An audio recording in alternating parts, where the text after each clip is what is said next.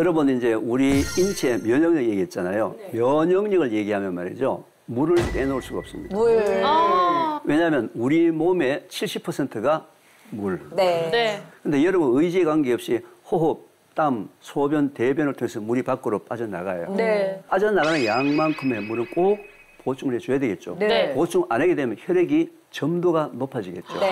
찐득찐득하겠죠. 혈액은 면역세포를 데리고 다니면서 구석구석에 숨어있는 암세포를 잡아먹는 역할을 하는데 암 환우의 공통분모가 평소에 물을 잘 안 먹는 습관을 갖고 있습니다. 나이씨 지금 표정 어두워지네요. 빨리 물 꺼내요. 뭐예요? 빨리 꺼내서 드셔요. 자, 지금 현재 여러분들이 자기 흙집을 마르지 않게 네. 관리하는 방법 3, 2, 1 방법이라고 합니다. 3, 2, 1이요? 3, 2, 1. 1.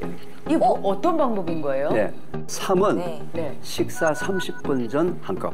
네. 30분 전에 한 컵. 네. 2는 식사 2시간 뒤 한 컵. 2시간 뒤 한 컵. 네. 1은 잠자기 1시간 전 한 컵. 한 컵. 30분 전에 물 한 컵은요, 장에 물을 충분히 공급해서 장 소화가 잘 되게 만듭니다. 2시간 뒤에 물 한 컵은요, 또 마찬가지 장에 물을 공급해서 소화가 잘 되게 만듭니다. 잠자기 1시간 전에 물 한 컵은요, 아침에 일어났는데 첫 소변이 노란색이다. 그럼 잠자는 시간, 그 긴 시간 동안에 수분 부족으로 몸에 회복이 안 됩니다.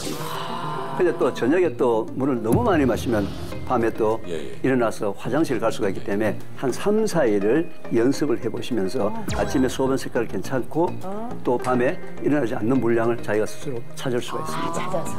예. 그러니까 3, 2, 1 건강법을 딱 기억하고 마시면 훨씬 수월할 것 같습니다. 진짜. 맞아요.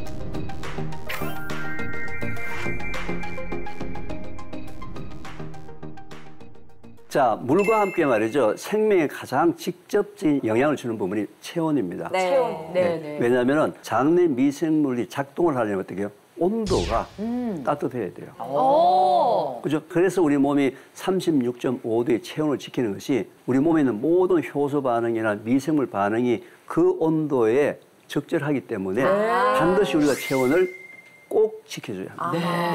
근데 제가 이제 가장 가슴 아프게 좀 안타깝게 생각하는 부분들은 겨울에도 아이스 아메리카노를 먹는 나라가 우리나라가 되고 얼주가. 저기 계세요. 오늘도 제가 아이스를 들고 와서 한 소리 들었거든요. 예. 자, 그게 뭐냐면, 자, 네. 여름철에 뜨거울 때 아이스 또는 얼음을 한 잔 먹는 건 전혀 문제 없어요. 네. 근데 이게 겨울에 오들오들 떨면서 그거 먹는 것은 몸을 학대하는 거예요. 아주 그냥 학대를 아주 그냥 지대로 하고 계셨네요. 진짜 내 몸인데 소중하게 이제쯤 진짜 다뤄야겠네요. 우리 몸에서 체온이 내려가게 되면 제일 먼저 오는 증상이 통증입니다. 왜냐하면 체온이 내려가게 되면 뭐예요? 혈관이 수축하겠죠. 네. 혈관 수축하니까 피가 잘 통하지 않으니까 바로 통증을 느낍니다. 그렇구나. 전신 체온을 좀 올려주는 방법 중에서 여러 가지가 있는데요. 네. 저는 오늘 두 가지를 좀 소개시키려고 네. 하는데, 첫째는 음식을 천천히 꼭꼭 씹어서 드십시오. 네? 그게 관련이 있나요? 꼭꼭 씹는다고 체온이 올라가요? 네. 자, 이게 이제 연구가 굉장히 많이 되어 있습니다. 자, 여러분 입속에 치아가 몇 개 있는지 아세요? 32개. 32개. 32개 중에서 송곳니가 4개예요. 네. 네. 앞니가 8개예요. 네. 그러면 12개를 빼면 20개가 뭐예요? 어금니. 맷돌과 같은 어금니. 아. 왜 여러분 입속에다 맷돌과 같은 어금니를 20개나 넣어놨을까요? 음식물 잘 가르라고. 가르라고. 네. 이게 기본이란 말이에요. 네. 이게 매뉴얼이란 말이에요. 네. 매뉴얼이 분명히 네. 당신의 흙집은 맷돌 같은 어금니가 20개가 있으니까 천천히 꼭꼭 씹어서 먹어야 된다 하고 매뉴얼이 적혀 있는데 바쁘다고 안 씹는 거야. 그러면 거기서부터 체온도 내려가면서 소화가 잘 안 돼요. 소화가 잘 안 되면 바로 장에다가 쓰레기를 집어넣는 거거든요.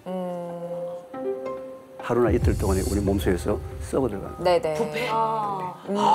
그죠? 따라서 음식을 천천히 꼭꼭 씹어 먹는 걸로 인해서 열이 많이 발생되기 때문에 네. 씹는 것이 뭐예요? 기본이에요. 기본이다. 매뉴얼에. 네. 이거 되게 간단한 거잖아요, 어떻게 보면. 건강한 건 알았는데 네. 체온 유지에 도움이 된다? 체온 유지뿐만이 아니에요. 와. 이미 연구 보고에 하면 치매 예방도 된다. 그다음에 호르몬 대사의 정상화를 위해서도 씹는 거. 그래서 음식을 잘게 부순다는 역할뿐만 아니라 뇌 기능을 활성화하는 데 가장 중요한 것이 씹는 거예요. 굉장히 놀라운 사실이에요. 그러니까 천천히 씹어 먹는 게 어려운 일이 아니니까 네, 여러분들 꼭 따라해 보시기 바랍니다. 네. 두 번째, 네. 특히 겨울 같은 데 보면 많은 분들이 족욕을 하시죠. 따뜻한 물에 네. 앉아서 족욕하면 다 좋다 그러죠. 아니 조욕하고서 이렇게 앉아 있잖아요. 잠이 솔솔 와요. 맞아. 네, 너무 좋아.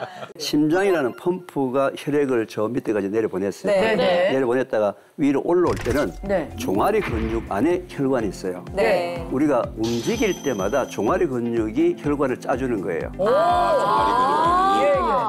그래서 우리가 이렇게 작은 이렇게 걸을 때만 할 때만 하더라도 뭐예요? 지금 피를 계속 순환을 시키는 거예요. 우와, 피를 순환을 그죠? 네. 그죠?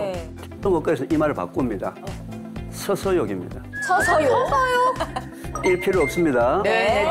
그냥 서서 서서욕을 하시게 되면 겨울에 특히 네. 자기 몸을 따뜻하게 해서 장의 건강을 좋게 해서 면역력을 정상을 유지한다는 거예요. 네. 감기 자주 걸리신 분들 뭐 해보라고요? 서서욕. 서서요. 제가 실제로 서서욕이라는 이 부분들은 주목해서 많이 하고 있는데 네. 그동안에서 방송에서는 오늘 방송이 처음입니다. 역시 I am better. 뭐 서서욕이나 천천히 씹어 먹기 이런 것들이 정말 쉬운 방법들이라서 더 좋았던 것 같습니다. 그렇다면 선생님 마지막으로 당부하실 말씀이 있다면 어떤 게 있을까요? 너무 특별한 거 비법을 찾아다니지 마시고 기본만 회복되더라도 현재 상황보다는 더 나빠지지 않고 얼마든지 더 좋아질 확률이 있고 온 가족이 함께 건강해지는 그런 시간이 되었으면 좋겠습니다. 네. 아, 이계호 흑집처럼 건강하려면 기본을 지키자 저희가 명심하겠습니다. 오늘 생생한 고품격 특강 들려주신 이계호 선생님 고맙습니다. 고맙습니다. 네.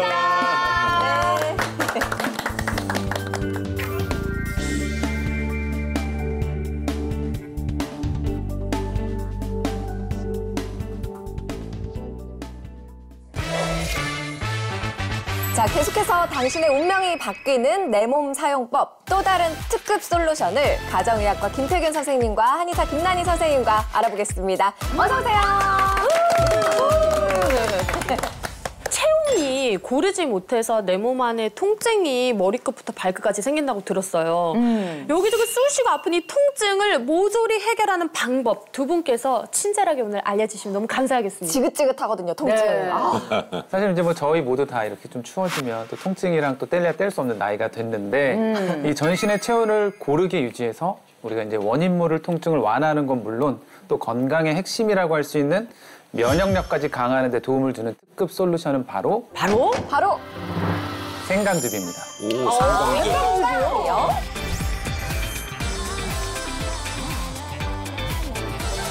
아니 너무 간단해서.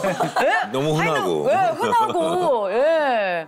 아니 근데 우리 겨울에 생강차 따뜻하게 해서 먹으면 특히 감기 걸렸을 때 요게 아주 직방으로 아주 좋거든요. 그 속이 약간 후끈후끈해지는 건 있어요. 열이 확 올라. 맞아요. 어릴 때 엄마가 많이 해주셨어요. 맞습니다. 그리고 또 이게 항암식품이잖아요.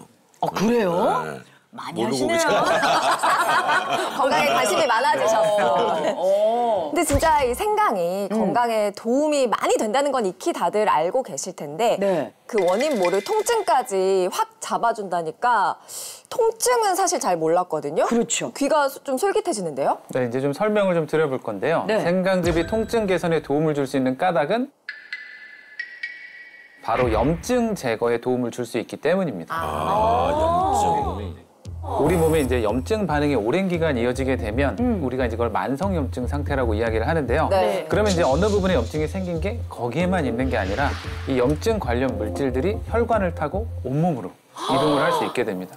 돌아다니는구나. 그러면 이제 원래 여기만 아팠다가 네. 여기저기가 아플 수 있는데요. 이제 중년이 되면 그냥 이유 없이 막 머리가 지끈지끈하고 막 두통이 있는 것 같고 뭐 손목도 아프고 발목도 아프고 아, 이유가 병원에 있었네요. 저희 집에 CCTV에서 설치해 놓으셨으면 진짜. 왜 제 얘기를 하시지? 뭐 근데 그뿐만 아니라 뭐 네. 어깨, 목, 손가락, 관절 마디마디 쑤시고 시리고 온몸이 뻐근한 근육통 진짜 머리부터 발끝까지 안 아픈 데가 없는데요. 네. 그동안은 사실 우리가 통증을 우리 몸에 이상을 알려주는 신호로 여겼지만 이제는 통증 그 자체를 질병으로 생각을 하시고 적극적으로 대처를 해야 됩니다. 질병. 네, 그 이유를 말씀을 드리면 네. 수개월에서 수년간 지속되거나 재발해서 통증 자체가 질병이 되는 것을 만성 통증이라고 하는데요. 네. 아니 근데 사람이 정말 몸이 여기저기 아프면요. 일단은 삶이 피폐해. 사람이 말이에요. 어깨가 이렇게 좀 이렇게 아프고 그러잖아요. 네. 그러면 어깨를 잘 안 쓰게 돼. 맞아요. 그럼 어느 순간 이게 가동 범위가 이렇게 줄어들게 되면서 친구들이랑 어디 놀러를 가거나 버스 손잡이도 못 잡고 뭐도 못 하고 들지도 못하겠고 그러면 사람들도 안 만나게 되고 집안일도 못 하게 되고 네. 와 너무 힘들어지거든요. 첩첩산중이에요. 파급 그렇지, 효과가. 그렇지.